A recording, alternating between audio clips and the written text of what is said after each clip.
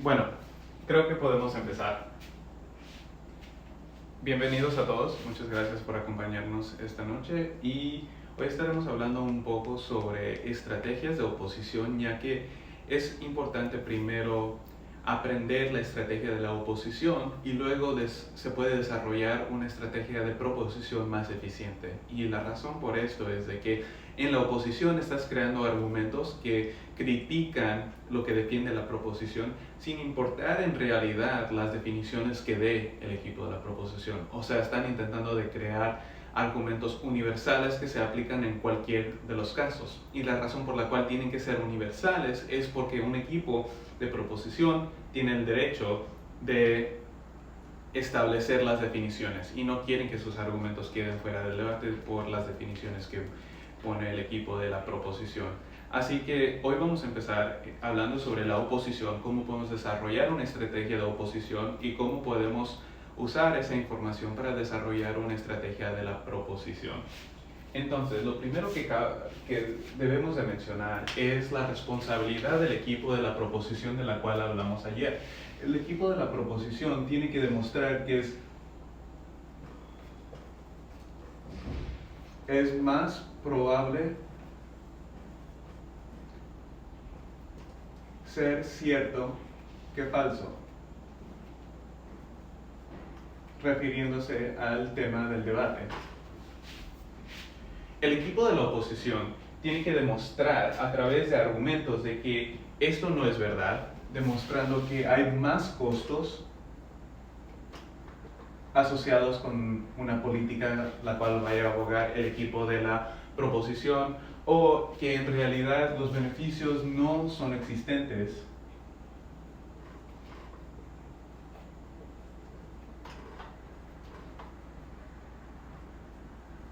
Y ligado con este primer punto, que hay más daños que ocurrirán.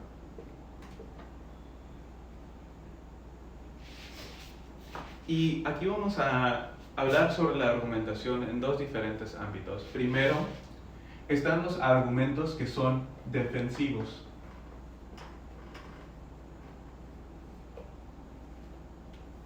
Y están los argumentos que son ofensivos.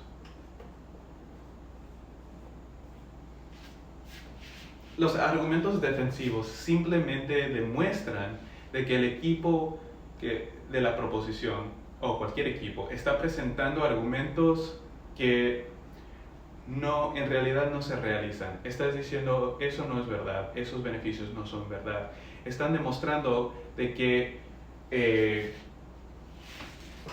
aquí no es verdad. O, mejor pensándolo bien, los argumentos defensivos están planteando de que no tienen la razón. Y son defensivos porque no están atacando al equipo que está presentando el argumento. Simplemente estás diciendo que el argumento no es verdad, pero a la misma vez no estás diciendo que el argumento o la posición que está tomando el equipo va a causar más daños. Y esa es la diferencia entre defensivo y ofensivo. Ofensivo se refiere a que son argumentos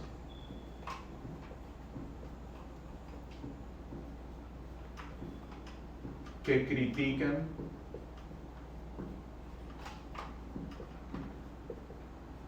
al otro equipo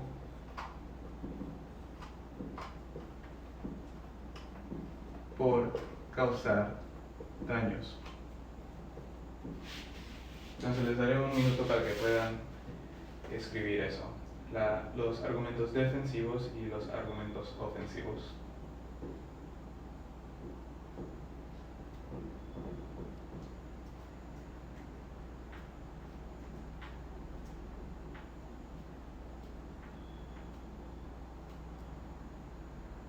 Entonces, tomemos un ejemplo para que podamos resaltar en realidad lo que esto significa.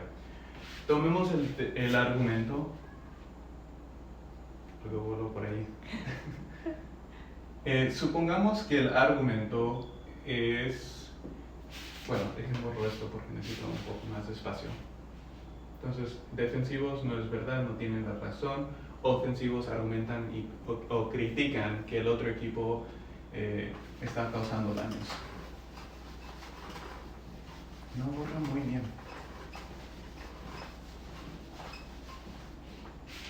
Entonces, tomemos el argumento que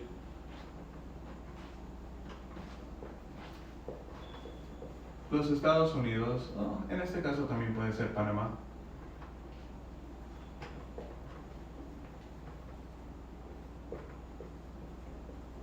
debe prohibir el boxeo. Un argumento defensivo diría que no debemos de prohibir el boxeo. Es posible usar las organizaciones nacionales de boxeo para agregar más regulaciones y de que podemos hacer el deporte más seguro. Eso puede mejor proteger a la salud de los boxeadores. Eso sería un argumento defensivo. Estaba explicando algunos beneficios. Sin embargo, un argumento ofensivo diría que el boxeo prohibido pasaría a la clandestinidad. Entonces, el boxeo clandestino no tendrá entrenadores, doctores o reglas. Las peleas no serán organizadas ni manejadas con reglas justas. Muchos más boxeadores saldrán lastimados, quizás matados, si prohibimos el boxeo. Entonces, un argumento defensivo está diciendo, podemos mejorar el sistema, pero no está diciendo de que el otro equipo necesariamente está mal. No está comprobando de que esto necesariamente no se debería hacer, porque de la proposición están diciendo el boxeo es peligroso.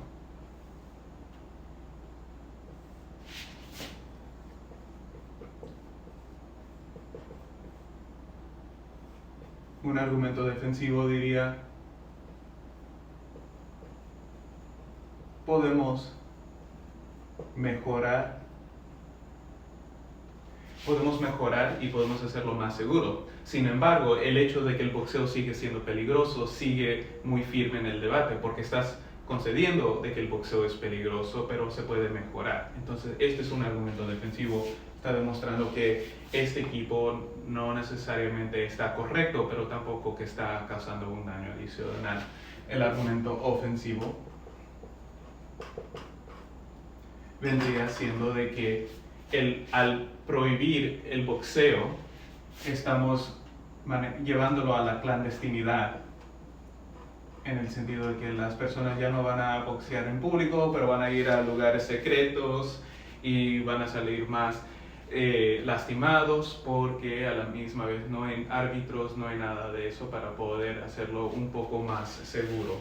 Entonces es ofensivo porque está criticando al equipo de la proposición de causar un daño que en la actualidad no existe. Entonces, no sé si hay algunas preguntas sobre ofensivo y defensivo antes de continuar. La razón por la cual es muy importante entender esto es porque los equipos más exitosos son los que pueden comprobar de que hay daños o presentar argumentos ofensivos en contra de un equipo de la proposición.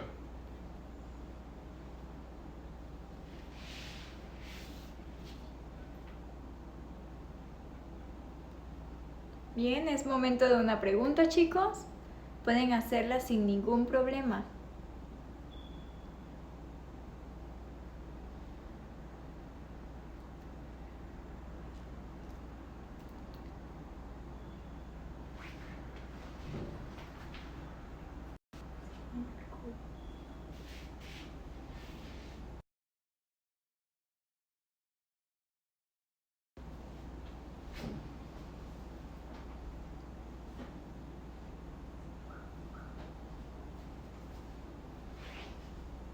¿No? ¿No? No hay preguntas. Perfecto, continuamos.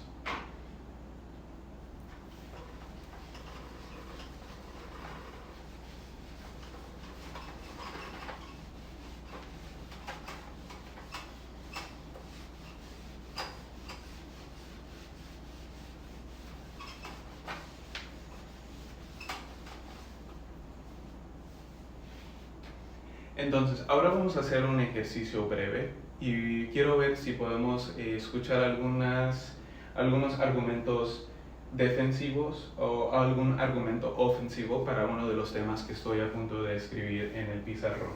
Entonces, los países deberían tener reclutamiento obligatorio para el servicio militar. Entonces,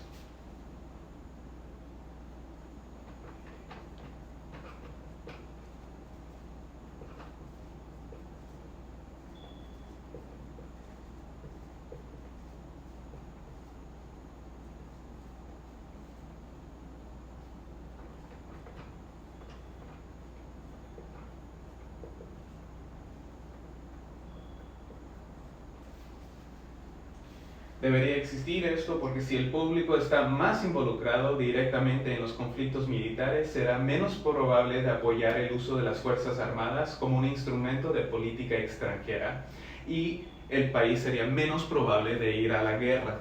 Entonces, este es el tema. Los argumentos son de que menos guerra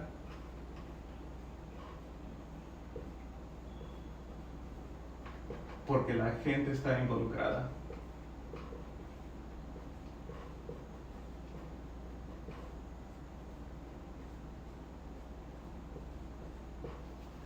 Entonces tomen un minuto para pensar sobre eso y formulen algún argumento defensivo o ofensivo que ustedes crean se puede usar en este debate. Un argumento ofensivo o defensivo en contra de este argumento. Tomen unos minutos para hacer eso. Les daremos unos 3 minutos y luego nos pueden mandar sus respuestas.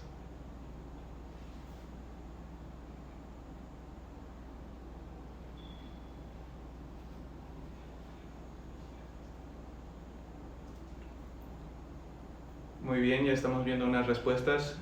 Aún tienen 3 minutos, entonces gracias por las respuestas hasta el momento y en cuanto tengan su respuesta pueden mandar una respuesta y por favor, escriban si creen que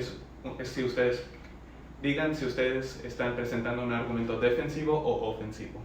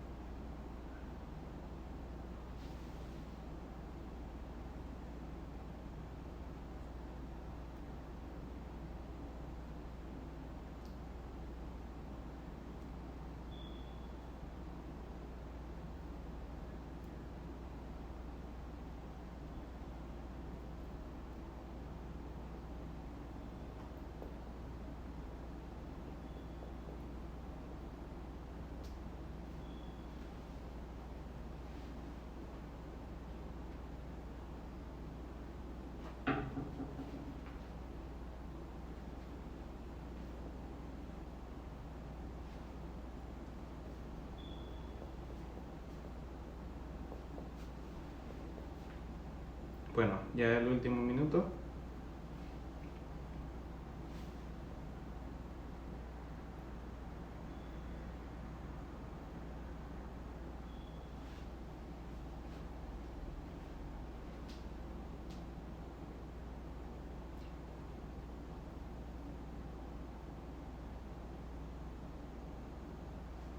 empezaremos con el comentario de Nayua y luego pasaremos a otros comentarios que manden un poquito después.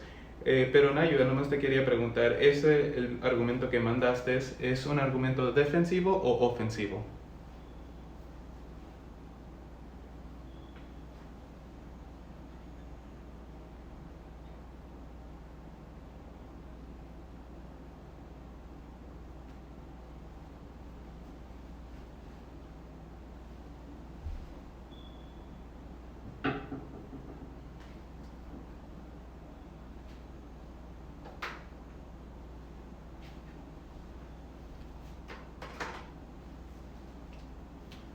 Nayo acaba de responder que el primero es ofensivo.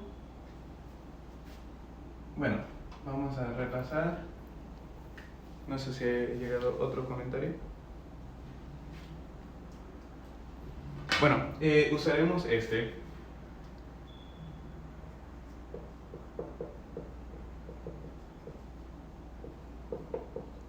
Y luego dice que el segundo y el tercero defensivo, si no se equivoca, dice.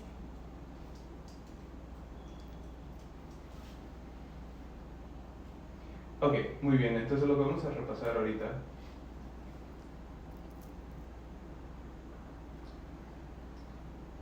Pueden anotar esto como una mejor definición del defensivo y ofensivo.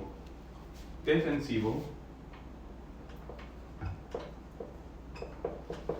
mantiene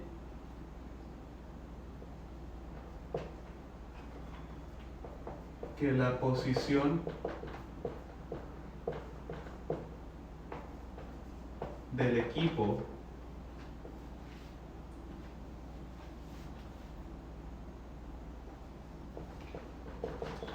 y evita que pierda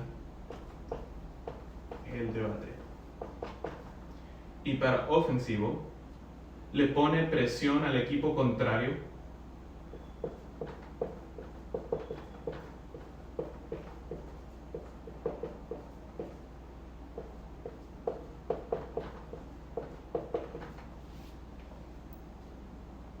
y provee una razón específica por la cual el contrario ha perdido el debate.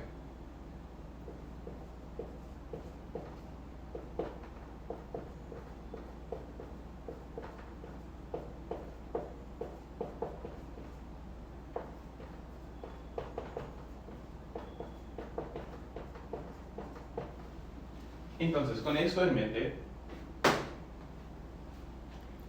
Iván Bejerano.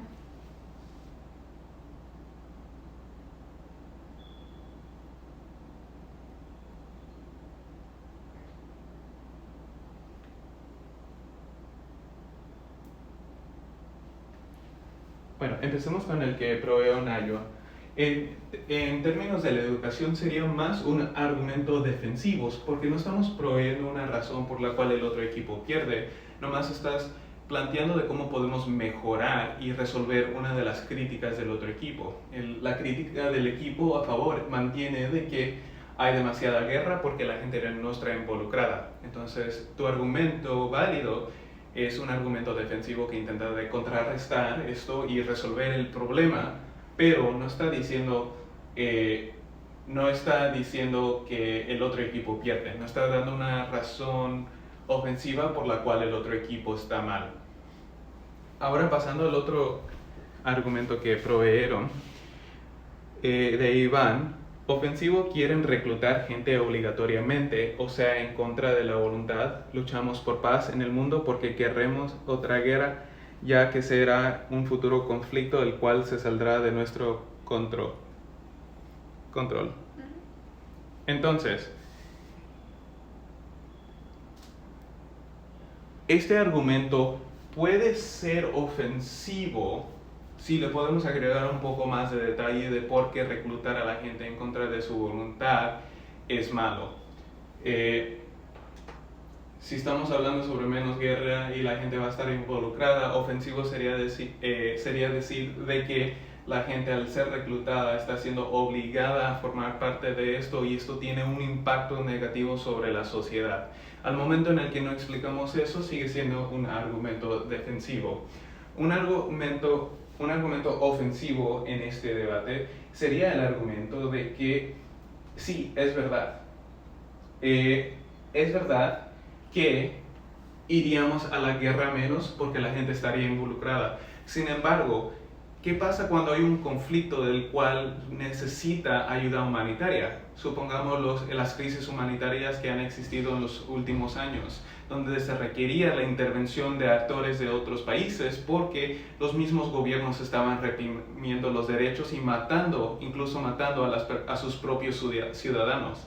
En este caso se necesitaba una intervención exterior y se necesitaba una respuesta rápida porque la gente estaba muriendo cada día. Al momento en el que hay menos guerra porque estamos demorando el proceso, porque la gente no está involucrada, estamos perdiendo una plataforma ética y moral porque el equipo en contra está haciendo el argumento ofensivo de que no debemos hacer eso porque nos hace menos hábiles de poder responder efectiva y rápidamente a conflictos internacionales que requieren el apoyo de un país en forma de fuerzas armadas. Ese sería un argumento ofensivo que podemos plantear en este debate.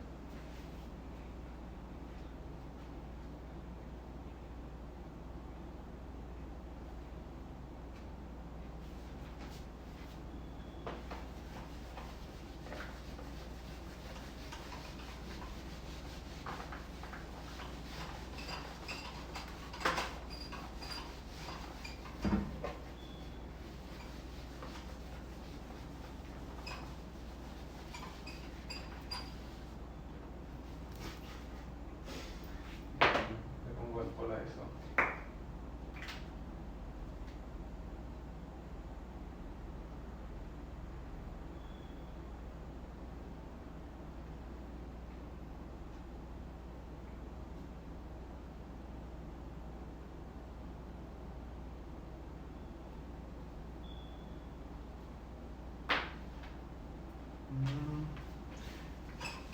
No sé si hay algunas preguntas antes de seguir al siguiente tema.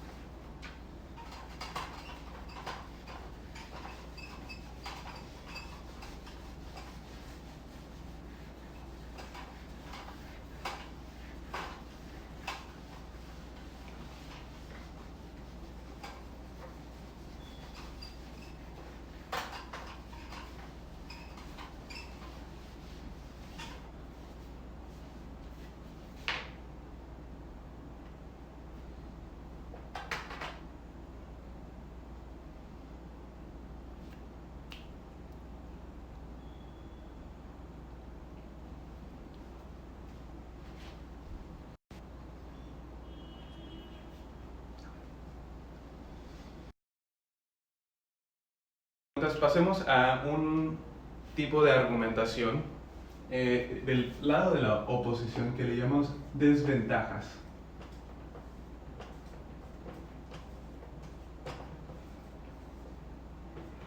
Una desventaja es cuando el equipo de la oposición identifica y resalta un problema grande con el equipo de la proposición y con la posición que ha tomado dentro del debate. El equipo de la oposición está argumentando de que hay una falla de la cual no se ha percatado el equipo a favor.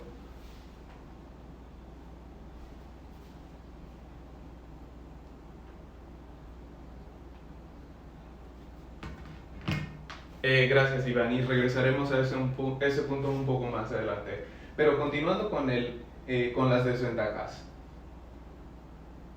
Una desventaja es un argumento que directamente analiza la solución de la proposición y revela un costo en vez de un beneficio. Explica cómo el caso de la proposición, a pesar de sus buenas intenciones, empeoraría el problema. Por ejemplo, tomamos el tema de que un país debe agregar al león africano a la lista de especies en peligro de extinción. Entonces, el problema que se plantea en este debate es que en el último medio siglo la población de leones africanos ha caído de 200,000 a un poco más de 30,000. La solución que presentaría el equipo a favor sería, para mejorar la situación de la población de los leones africanos, hay que agregar los leones africanos a la lista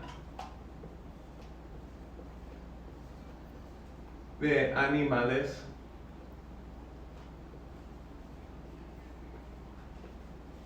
en peligro de extinción.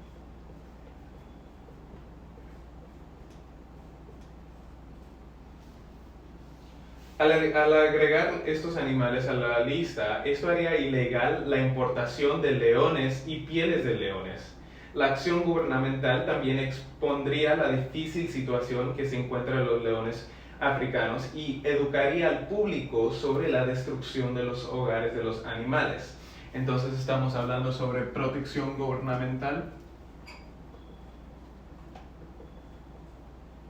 y educación, porque le estamos señalando al público del problema que enfrenta el león africano.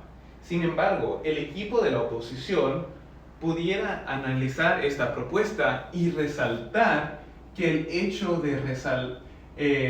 de identificar la situación de los animales en realidad es una desventaja a la solución que presenta el equipo de la proposición.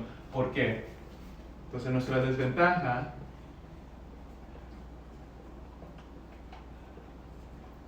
es de que señalar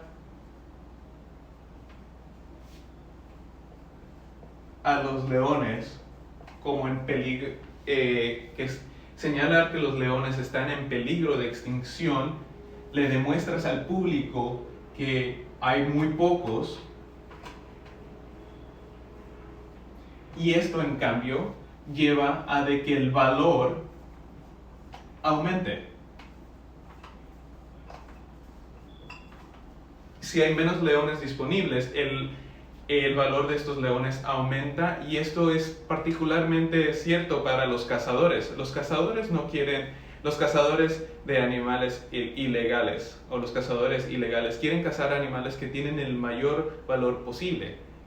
Los animales con mayor valor posible son los que son difíciles de atrapar porque están en peligro de extinción y porque están siendo protegidos. Vemos esto en muchos países donde están los rinocerontes, que los rinocerontes se les está matando para tomar el cuerno que tienen. ¿Por qué? Porque tienen mucho valor dentro de ciertas comunidades. Al momento en el que los ponemos en una lista de peligro de extinción, los resaltamos como que están en peligro, y aumenta el valor porque ahora es más difícil conseguir ese cuerno de rinoceronte. La gente va a pagar más dinero para las personas que están saliendo a cazar el animal de manera ilegal. Entonces la desventaja está demostrando de que hay un problema con la solución que ha presentado. Y las desventajas tienen 3 diferentes componentes.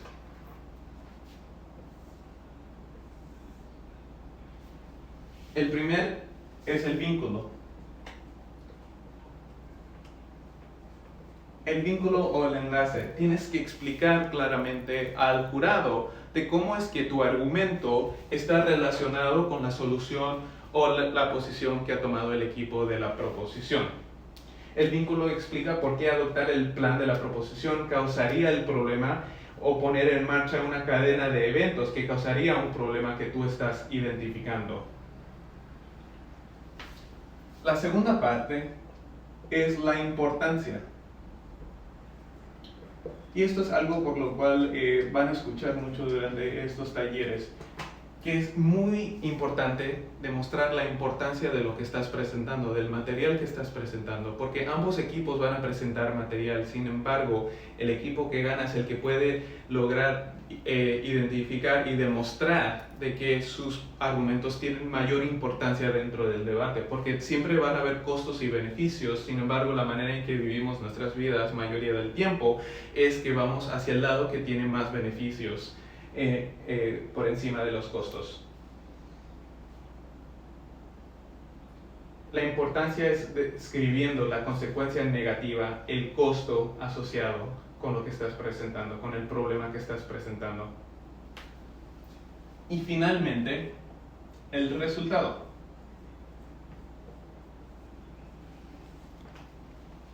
El resultado explica cómo la importancia del argumento en tu banca importa más que los beneficios introducidos por la proposición. El resultado le explica al juez por qué ha ganado tu equipo. Resaltas la importancia del argumento y luego haces la comparativa. A eso nos referimos en el tercer paso del resultado, y si recuerdan ARESR, la última R de un argumento es el resultado, la comparación. Porque importa en el gran esquema del debate, porque debería el juez darle prioridad a lo que tú has presentado, al problema, por encima del otro. Y si recuerdan mi imagen favorita, caja grande, cajas chiquitas, tú puedes ganar el debate con un argumento que sea tan impactante que no importa la cantidad de argumentos que presente el otro equipo. Pueden tener 5 o 6 argumentos, pueden ganar esos 5 o 6 argumentos, pero al final del día la importancia que tú presentaste demuestra de que nada de los beneficios de los costos importan en comparación.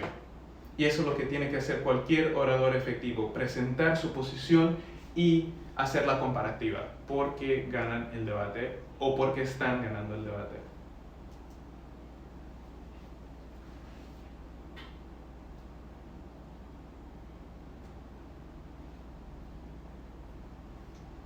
Y hay algunos puntos adicionales que le pueden agregar a las desventajas para explicarlas mejor. Uno siendo el carácter único del argumento, o indicando que estamos al borde. El borde indica que la desventaja está a punto de ocurrir y que la reforma de la propuesta precipitará el daño. Y el periodo del tiempo. El periodo de tiempo es el tiempo que se necesitará para que se presente el problema detallado por el argumento de las desventajas. Estos 3 componentes están en el sitio web, en el capítulo 11 del libro que hemos publicado. Entonces, si quieren aprender más sobre las desventajas y cómo desarrollarlas un poco más, por favor visiten el capítulo 11 que está disponible a ustedes. Cualquier persona que no lo tenga, por favor, mándenos un mensaje por direct message y con mucho gusto les vamos a proveer eso.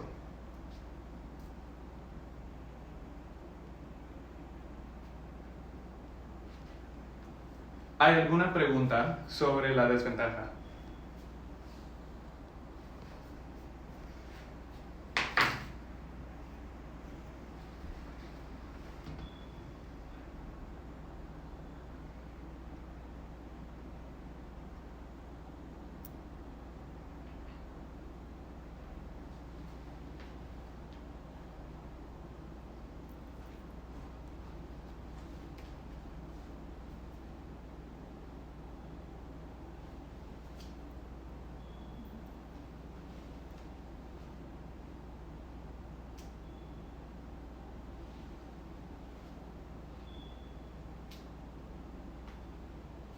Tomaremos un minuto más antes de continuar.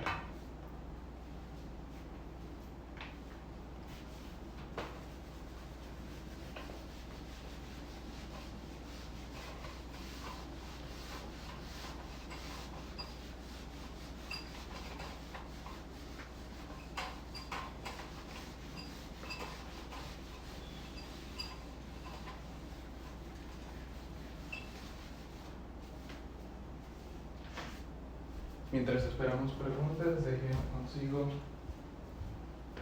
a ver si puedo enviar este tablero.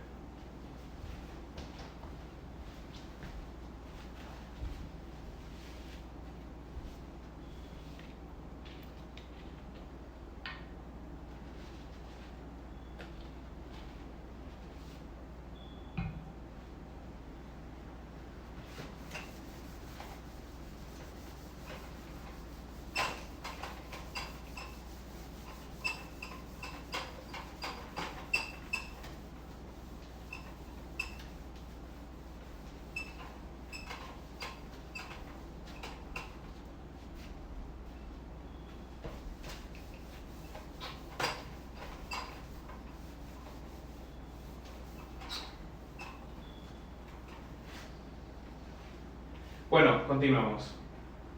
Próximamente estaremos hablando sobre las contrapropuestas.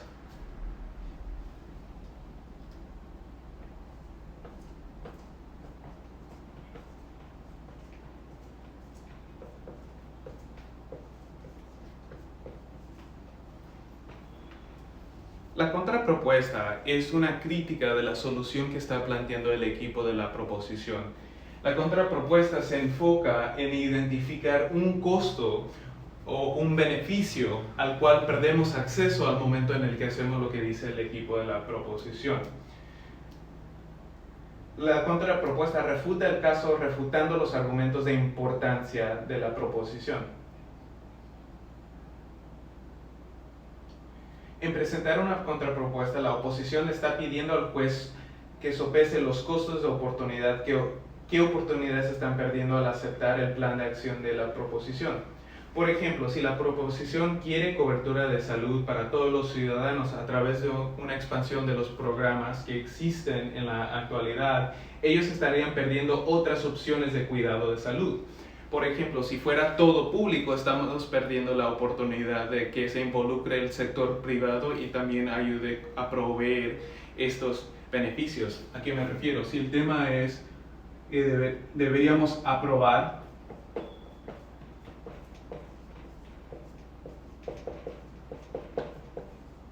sistema de salud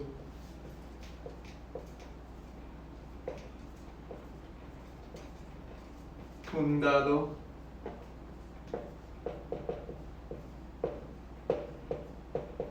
públicamente.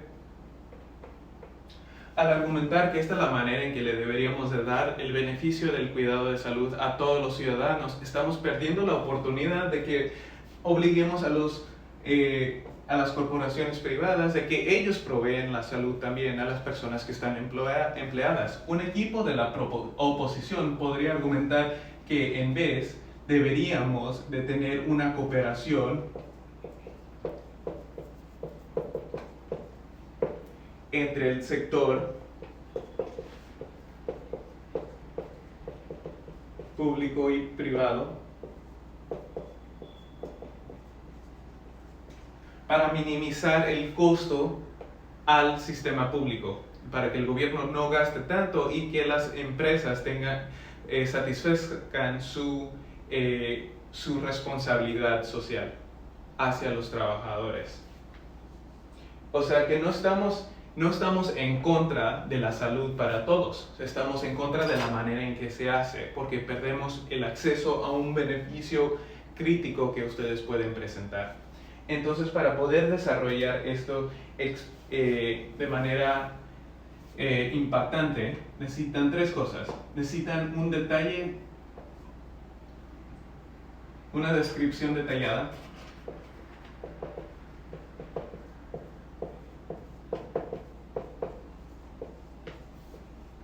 de lo que se pierde.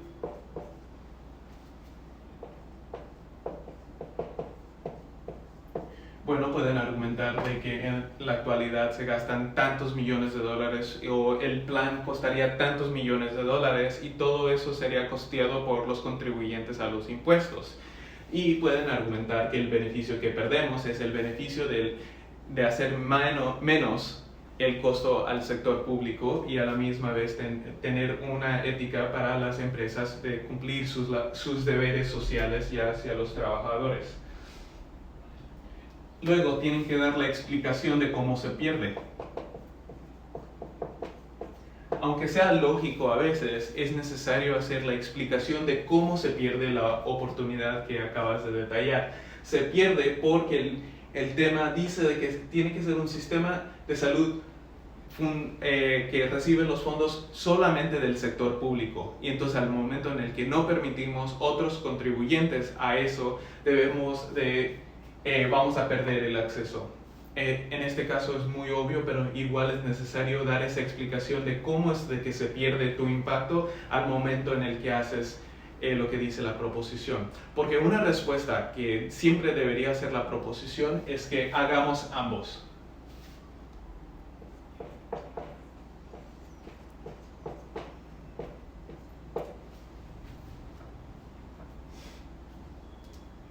Esto se le llama esto se le refiere un poco, esta explicación se refiere un poco a explicar la exclusividad del plan y por qué no se pueden hacer los dos a la misma vez.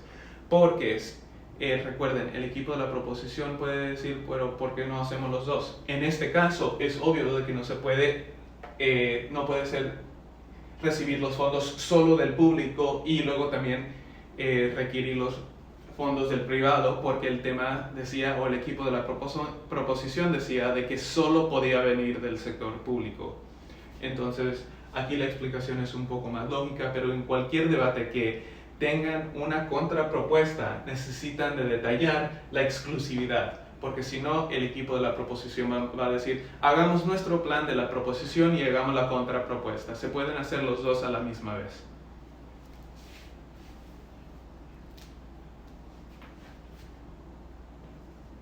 Y luego, el tercer paso después de la exclusividad o la explicación es la importancia.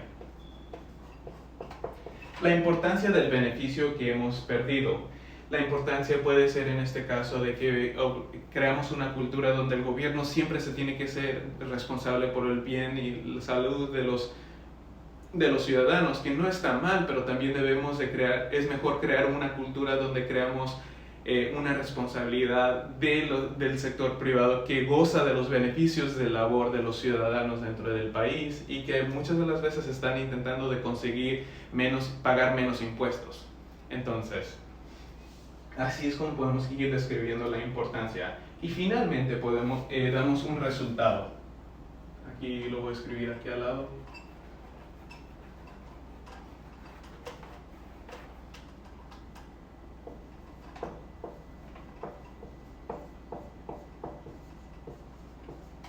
El resultado, igual como lo hablamos antes, es una comparación del costo de la oportunidad contra cualquier beneficio del equipo de la proposición. Aquí ustedes tienen que demostrar de que el beneficio que se pierde es más importante que todos los beneficios que vaya a proveer el equipo de la proposición.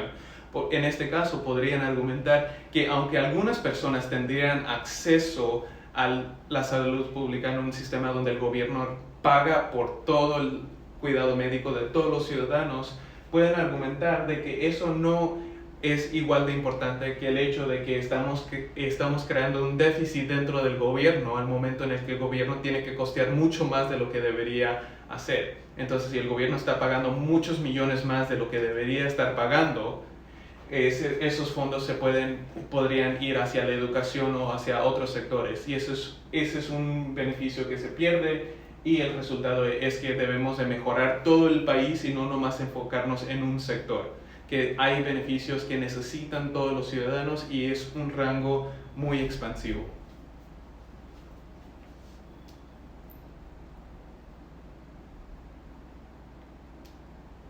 No sé si hay alguna pregunta sobre esto antes de continuar.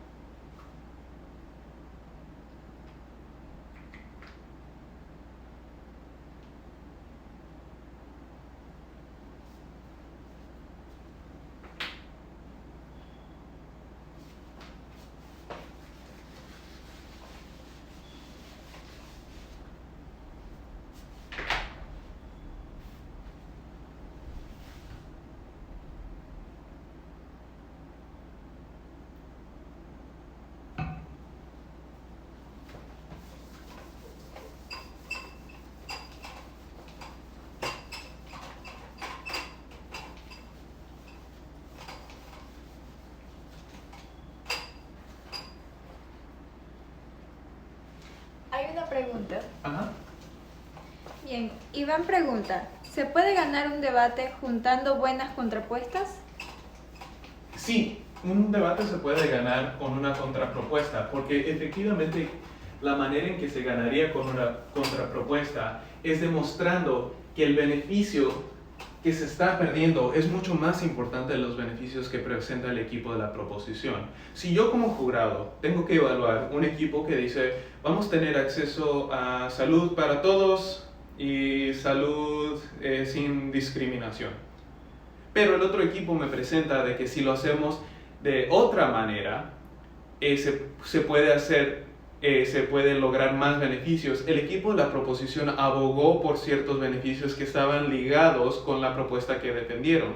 Un equipo de la proposición no simplemente puede decir, bueno, ya vamos a cambiar de opinión, ahora vamos a hacer lo que dice el equipo de la oposición, porque efectivamente lo que está haciendo el equipo de la proposición es de que está abandonando la posición inicial que tuvo y ya no está usando sus propios argumentos para ganar el debate, pero más importante, ya no está defendiendo el tema que se le obligaba a defender. Si el equipo de la proposición tenía que defender de que siempre se usaran y exclusivamente se usaran los fondos públicos, no puede cambiar y decir, bueno, ahora vamos a ir con la contrapropuesta de usar los fondos públicos y los fondos privados, porque ya no está abogando y ya no está defendiendo que es más probable de ser cierto que falso, de que debería venir del sector público. Y no se preocupen, nunca les haremos un debate donde el equipo de la proposición puede cambiar nomás así y zafarse de las responsabilidades. Pero sí, con muy buenas contrapropuestas, un equipo de oposición puede ganar el debate al mostrar de que los beneficios son mucho más grandes de su lado que del equipo de la proposición.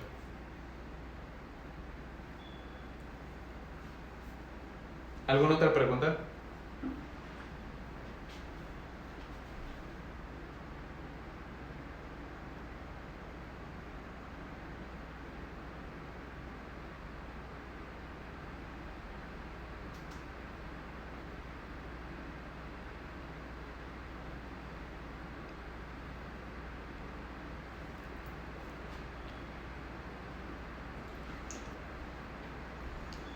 Bueno, vamos a pasar ahora hablando un poco sobre los diferentes conflictos que abarcamos un poco ayer y nomás terminar de explicar algunos, ya que se nos está acabando el tiempo. Pero también quisiera recordarles de que en el capítulo 11 también existe una explicación de las críticas.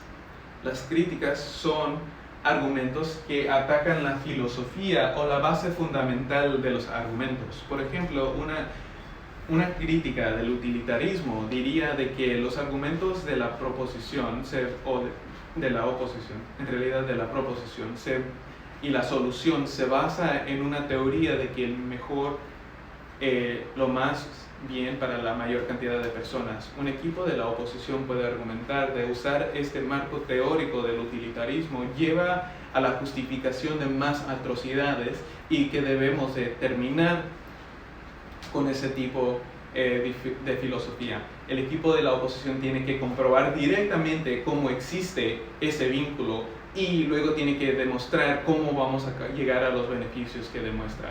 Pero la crítica, el capítulo 11 de la crítica da una mejor explicación, una explicación más detallada de lo que yo les puedo dar en un minuto o dos. Entonces, por favor, pasen al capítulo 11. Si pueden usar las críticas, incorporarlas dentro de los debates, verán de que son muy efectivas y mayoría de los equipos de la proposición o mayoría de los equipos aún no han empezado a aprender sobre las críticas, no se han enfocado en aprenderlas, en tener una maestría sobre ellas, y las críticas son muy efectivas.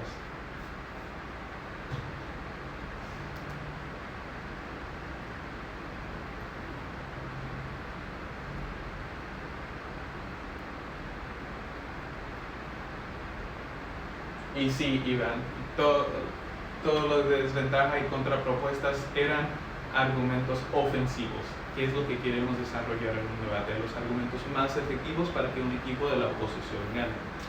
Entonces, ahora pasando a un poco de lo que hablábamos ayer y cómo podemos desarrollar un tema de proposición. Recuerden, el equipo de la proposición tiene que comprobar que algo es más probable de ser cierto que falso, demostrando que hay beneficios, demostrando que hay razones éticas, que hay X, Y, Z. Podemos hablar un poco más de eso si tienen algunas preguntas en particular. Pero a lo que quería llegar es de que en preparación para los debates improvisados y para los debates en general, para los preanunciados, debemos también enfocarnos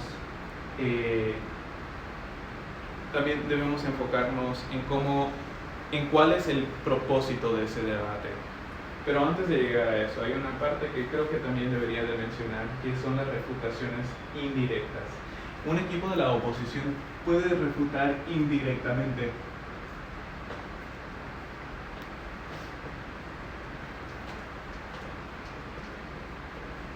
Una refuta indirecta es cuando un equipo de la oposición está tomando un argumento que no se planteó del equipo de la proposición, pero contesta a lo que aboga el equipo de la proposición.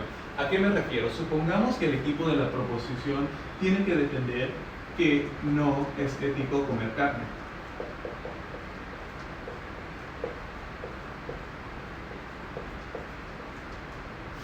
Si el equipo aboga que no es ético comer carne porque debemos defender los derechos de los animales,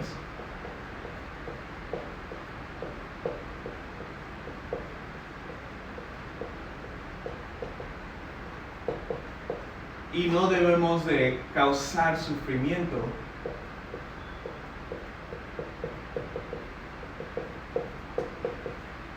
podemos responder directamente, podemos decir, no, en realidad no es de causar sufrimiento porque estamos comiendo carne, es la ley de la naturaleza, es algo natural, entonces bajo la posición de ellos nunca podemos comer carne, ni los animales se pueden comer a otros animales, X, Y, Z. Pero una argumentación indirecta que sería muy efectiva en responder a este argumento es el hecho de que si el equipo está defendiendo los derechos humanos y está en contra de causar sufrimiento, y estas son las razones por las cuales no podemos comer carne o no es ético comer carne, un argumento, una refuta indirecta sería de que entonces si creemos en esta premisa, si creemos en esta ideología o creemos en esta declaración, tampoco podríamos hacer experimentos médicos. ¿Por qué? Porque los experimentos médicos requieren causarles sufrimientos a los animales y no tienen derechos tampoco dentro del ámbito de los experimentos médicos. Entonces yo estoy refutando indirectamente a lo que planteó el otro equipo, y lo que yo argumentaría es de que es mucho más importante o es muy importante los experimentos médicos sobre los animales, porque es la manera en que podemos crear vacunas y podemos crear diferentes medicinas para curar muchas de las enfermedades de los animales. Entonces, si creemos en esto, tampoco podemos hacer los experimentos médicos. Si no es ético comer carne por estas razones, tampoco sería ético los experimentos médicos, y no podemos vivir en un mundo donde no creemos que es ético los experimentos médicos. Esta es una manera indirecta de refutar a lo que ha planteado el equipo de la proposición. Y por cuestiones de tiempo voy a continuar, pero ahorita al final tomaremos algunas preguntas si quedan sobre la refutación indirecta.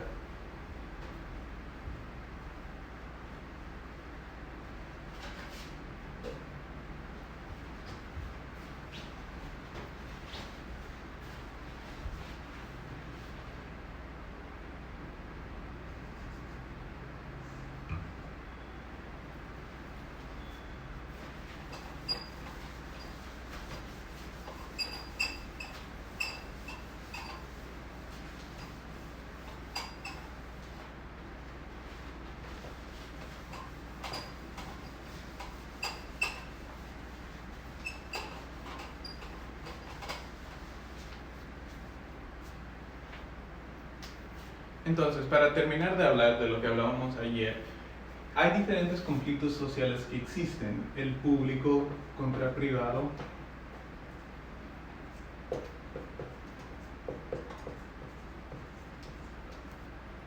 existe el conflicto de la asimilación, separatismo, y existe la libertad de expresión.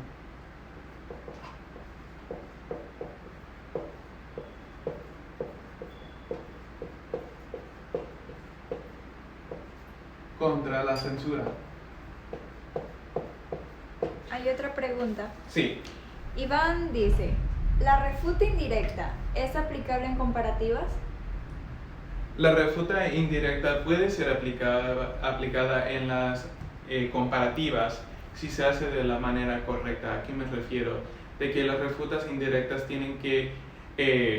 las refutas indirectas tienen que explicarse, se tienen que explicar cómo es de que el equipo a favor está causando y cómo es que tu argumento está relacionado con lo que acaba de argumentar la proposición, y luego hace la comparativa diciendo, decir que no es ético comer carne sería que sería injusto llevar a cabo experimentos médicos, por lo cual no creemos que sea verdad, entonces no creemos que no es ético comer carne, en el sentido que la comparativa es de que tenemos que es ético lastimar a los animales por nuestros beneficios. Eso puede ser una comparativa que se puede usar. Entonces, hablando sobre esto, la razón por la cual primero hablamos sobre las estrategias de la oposición es que si primero desarrollas los argumentos de la oposición, sabes todas las debilidades de un caso de la proposición y puedes mitigarlas y puedes intentar de comprobar por qué un cambio es necesario, y puedes identificar cambios a tus planes políticos, a los planes de acción que puedan mitigar algunos de los argumentos de la oposición. Sin embargo, después de que hayas identificado de qué se trata el debate a fondo, de qué se trata, por ejemplo, la seguridad nacional contra las libertades civiles, o por ejemplo en el debate sobre la educación, estamos hablando sobre la educación y qué modelo de educación es más beneficioso, cuál trae menos daños. Pero la manera en que nos podemos preparar para esos temas y para los temas en general, los improvisados, es empezar a pensar en los temas como ejemplos de los conflictos sociales más grandes que existen dentro de la sociedad. Decir, este tema no se trata solo sobre la seguridad nacional, se trata sobre los derechos humanos y cómo se respetan los derechos humanos. O en la educación, no solo se trata sobre la educación, pero también se trata sobre los derechos humanos de una manera u otra. No les voy a dar los argumentos para el debate, pero recuerden, me pueden pedir ayuda específica y hacer preguntas específicas al correo electrónico. Pero si podemos empezar a crear una base de datos sobre los diferentes conflictos sociales y las explicaciones por la cual son buenas y son malas cada una de estas posiciones en los conflictos, podemos tener argumentos preparados para los debates, porque llegamos a un debate improvisado y sabemos por qué defender que el gobierno se haga cargo de algo es bueno, y podemos defender por qué debería ser el privado. Puede ser que podemos tener argumentos listos de cuando la asimilación cultural era bueno y cuando era malo, y cuando el separatismo era bueno y cuando era malo, y cuando la libertad de expresión es necesario y cuando la censura